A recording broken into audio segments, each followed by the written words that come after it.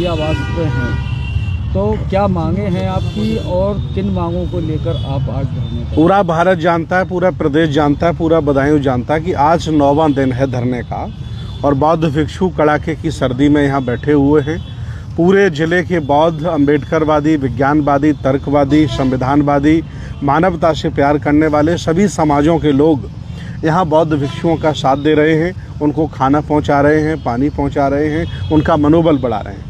आज 9 दिन से हम लोग लगातार यहाँ बैठे हैं। अभी 1 दिन पहले हम लोगों ने बहुत ज़्यादा उपासकों के यहाँ बुलाया था, आप लोगों ने देखा था।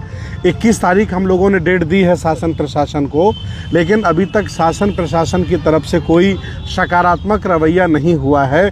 इसके लिए हम बहुत खेद प्रकट कर रहे हैं, दुख प्रकट कर रहे हैं। कितना सब होने के बावजूद बौद्ध भिक्षुओं पर FIR दर्ज हुई, उपासकों को धमकाया गया, षड्यंत्र भी तैयार हो गया है, जारी हो गया है। कुछ लोग असामाजिक तत्व हैं, इस आंदोलन को तोड़ना चाहते हैं और जो बीजेपी के इशारे पर, RSS बजरंग दल के इशारे पर वो भी लोग सक्रिय हो गए हैं। लेकिन अभी तक प्रशासन शासन के कान में जू नहीं रहेंगी। बौद्ध भिक्षुओं के द्वारा, उपासकों के द्वारा लगभग 5-6 बार ज्ञापन दिया जा चुका है।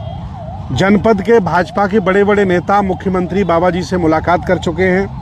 मेरी एक नेता से बातचीत हुई है, उन्होंने हमें बताया कि हमने बाबा जी मुख्यमंत्री को अपनी पूरी बात बताई तो उन्होंने DM से, SSP से यहाँ की जांच रिपोर्ट अर्थात रिपोर्ट मांगी है कि उसकी सच्चाई क्या है और 2 दिन में जो रिपोर्ट है शासन प्रशासन मुख्यमंत्री के यहाँ पहुँचा रहा है। इसके बाद मुख्यमंत्री निर्णय लेंगे क्या होना है। तो हम लोग अभी भी आशा कर रहे हैं, उम्मीद कर रहे हैं कि इस देश भारत में, सनातन के भारत में, हिंदुओं के भारत में, जहाँ राष्ट्रपति हिंदू, प्रधानमंत्री हिंदू और लगभग सभी नेता अभिनेता हिंदू, इस देश में तथागत भगवान बुद्ध का अपमान, सम्राट अशोक का अपमान, बाबा साहब का अपमान अच्छी बात नहीं है। सबको न्याय मिलना चाहिए। इसी आशा उम्मीद में हम लोग यहाँ बैठे हैं। पूरा अहिंसा के तौर पर हम लोग बैठे हैं। किसी के साथ कोई अभद्रता नहीं, किसी के साथ कोई मारपीट नहीं। हम लोग शांतिपूर्वक ये धरना प्रदर्शन कर रहे हैं। लेकिन कुछ अराजक तत्व इस आंदोलन को नुकसान पहुंचाना चाहते हैं, ये भी मैं आपको बताना चाहता हूं। भंते जी, चूँकि बीजेपी के कुछ नेता मुख्यमंत्री से मिले, आज अखिलेश जी का ट्वीट आ जाता है कि बौद्ध जी का जो बिहार है उसको राजनीति से गंदा ना करें। तो क्या लगता है आपको, राजनीति शुरू हो गई है अब इस पूरे मामले में? देखिए, जितने भी नेता हैं अलग अलग पार्टी के, वो सभी भगवान बुद्ध को मानते हैं। ऐसा एक भी नेता नहीं जो बाबा साहब को नहीं मानता है। ऐसा एक भी नेता नहीं जो सम्राट अशोक को अपना आदर्श नहीं मानता है। ऐसा एक भी पार्टी का नेता नहीं जो बुद्ध को अपना आदर्श नहीं मानता है। अगर कोई नेता ट्वीट कर रहा है तो अच्छी बात है। मैं तो चाहता हूँ प्रधानमंत्री ट्वीट करें और कहें कि हिंदुओं बड़ा दिल दिखाओ, RSS बजरंग दल के बड़ा दिल दिखाओ, बौद्ध हमारे छोटे भाई हैं, इनको भी मठ में रहने दिया जाए। हम उनका भी स्वागत करेंगे। हम तो इंतज़ार कर रहे हैं। लगातार आज 9वां दिन है, कड़ाके की ठंड है। 80-80 साल के बौद्ध भिक्षु जिनको डायबिटीज़ है, ब्लड प्रेशर है, वो यहाँ बीमार हालत में बैठे हुए हैं और लगातार यहाँ का प्रशासन नज़रअंदाज कर रहा है। यहाँ के सभी अम्बेडकरवादी, बौद्ध और जो संविधानवादी लोग हैं हमारा साथ दे रहे हैं, मनोबल बढ़ा रहे हैं। जी भंते जी, एक वीडियो सामने आता है इसी धरना स्थल से जिसमें कहा जाता है कि 21 तारीख को झंडे और डंडे के साथ मजिया पहुँचना है। वो जो वीडियो आपने सुना है वो बिल्कुल सत्य है। बौद्धों की आवाज़ है, हमारी सबकी आवाज़ है।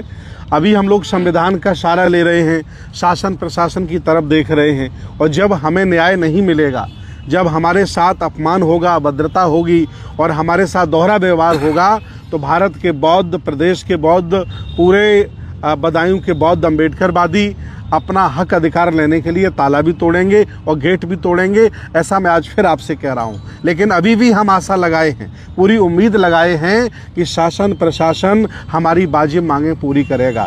आज दिन तक दरोगा पर कार्रवाई नहीं हुई। जिस दरोगा ने अपने हाथों से भगवान बुद्ध की प्रतिमाएं तोड़ी, क्षति पहुंचाई, बौद्ध भिक्षुओं के साथ अभद्रता की, आज दिन तक अभिलेखों में सम्राट अशोक पर्यटन स्थल दर्ज नहीं किया गया।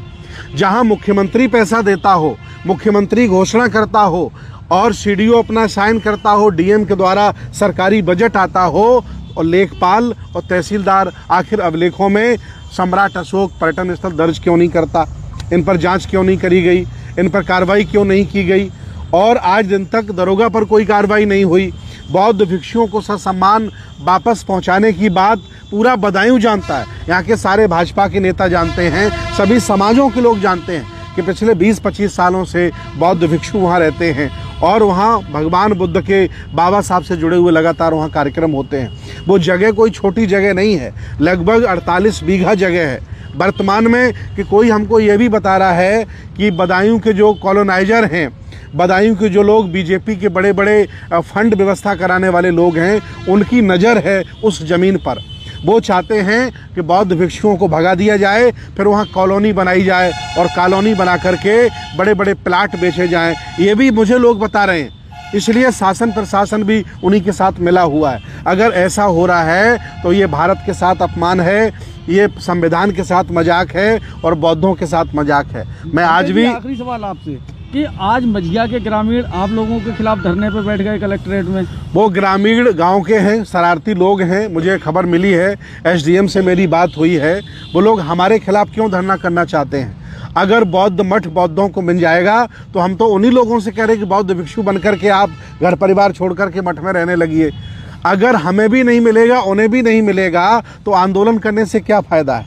ये आरएसएस बजरंग दल की शरारत है कि एक विंग उन्होंने तैयार की है इस आंदोलन को कमज़ोर करने के लिए, क्योंकि ये आंदोलन बहुत प्रभावी हो गया है, बहुत बड़ा हो गया है। पूरे देश में, प्रदेश में चर्चा है, नेताओं में चर्चा, शासन प्रशासन में चर्चा है, और ये चर्चा है कि बौद्ध और अम्बेडकरवादी संघर्ष करके अपना हक छीन रहे हैं, इसलिए इस आंदोलन को कमज़ोर किया जा रहा है। आगे ये भी हो सकता है इस आंदोलन की अगुवाई करने वाले, देखिए मैं तो अतिथि हूँ, मुझे यहाँ की समिति ने, यहाँ के बौद्धों ने मुझे बुलाया है, हम उनका साथ दें। हम पूरे देश में काम करते हैं, दुनिया में काम करते हैं, उनका साथ देने आए हैं। मुझे ये भी अंदेशा दिखाई दिया है, कुछ लोगों ने मुझे बताया है कि जो आंदोलन की अगुवाई कर रहे हैं, शासन प्रशासन उनके खिलाफ एफआईआर करके उन्हें जेल भेज सकती है, ताकि ये आंदोलन ख़त्म हो जाए। ये अगला षड्यंत्र ये लोग कर सकते हैं। ये ऐसी अंदेशा लोगों ने मुझे बताया है, जो मैं आपको बताना चाहता हूँ।